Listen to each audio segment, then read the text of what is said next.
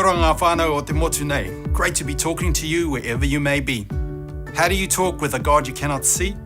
The answer is through prayer. I look at it like this. I cannot see the wind, but I can certainly see what it can do. I may not see God physically, but I see and experience what He is doing in my life and in others. When I have prayed, I have known and experienced His responses, and am left convinced that, like the Bible says, God hears all our prayers. In Philippians 4:6, it says, "Do not be anxious about anything, but in everything," which means everything we are involved in this life, the highs and the lows, by prayer and petition with thanksgiving, present your requests to God.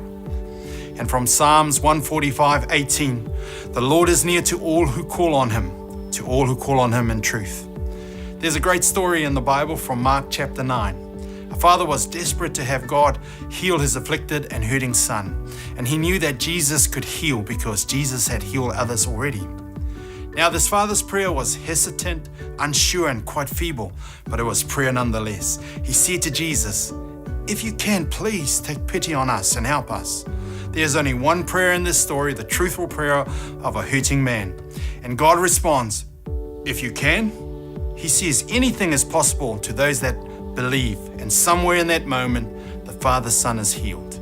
God is moved by our hurt, by our honesty, and by our truthful hearts, more than our ability to pray or the eloquence of our prayer. He responds to our cry, just like any sincere loving father does, who wants to do what is best for his children. It has to be said, though, that God doesn't always answer our prayers in the way we want Him to. I don't know if you saw the comedy movie Bruce Almighty. In the movie, Bruce, who is played by actor Jim Carrey, was complaining to God a lot. So God decided to give Bruce all his powers and responsibilities for the small city he lived in. Very soon, Bruce was overwhelmed by all the prayers that were coming in. In his desperation to find a way to sort this, he decided to be a nice guy and simply said yes to every prayer. Within a week, there was chaos because thousands of people had prayed to win the lottery, and as a result, every one of them had, meaning they didn't each get very much money at all. The point I want to illustrate is this. Maybe God sometimes says no to our prayers for a reason. While the Bible and my own experiences tells me that God hears our prayers, it remains that, like the traffic lights can be green, orange, and red, God sometimes says yes, sometimes wait, and sometimes no.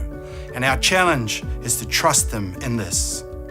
When my wife was pregnant with our second child, she began to bleed badly very early in this pregnancy. Things were desperate. The doctor had said that my wife should go home and expect to miscarry. We were praying anyway, and our pastors and the church were praying for us. Fast forward to today, and Carly is turning 22 years of age and is at the end of her 4th year in her law degree.